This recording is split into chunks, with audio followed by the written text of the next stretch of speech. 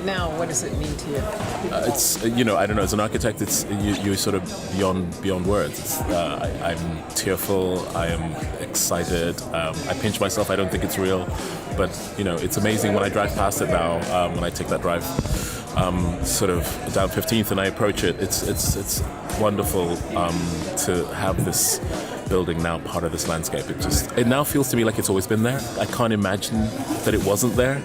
So it's a very powerful feeling. For the media pieces in each exhibition, we really wanted to incorporate as much content as possible. So we tried to feature people, performances that aren't necessarily told, their stories aren't necessarily told through the objects and the cases.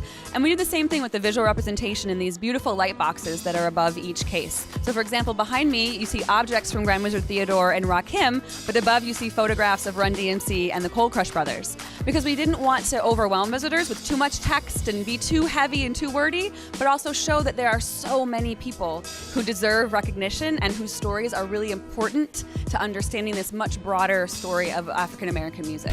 A lot of the collecting I've been doing has been very, very personal in terms of developing relationships with the donors themselves. So I know that the Jay Dilla equipment, for example, is something that people are very excited about.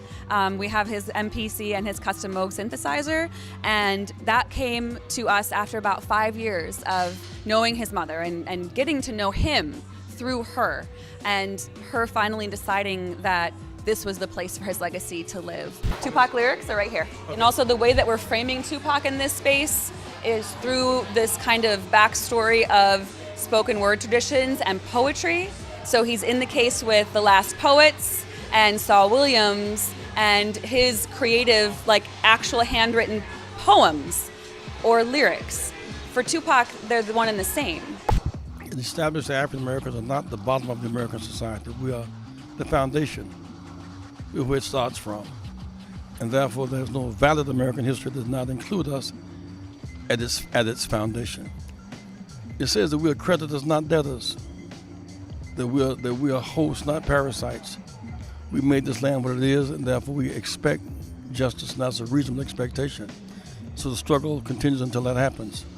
My heart floods with joy and pain.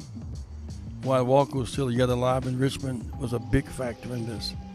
A guy named James Orange, who's no longer with us, there's some nameless, faceless people who led the groundwork for the public accommodations anti-apartheid bill, who led the drive for the right to vote, and a fight to continue that vote.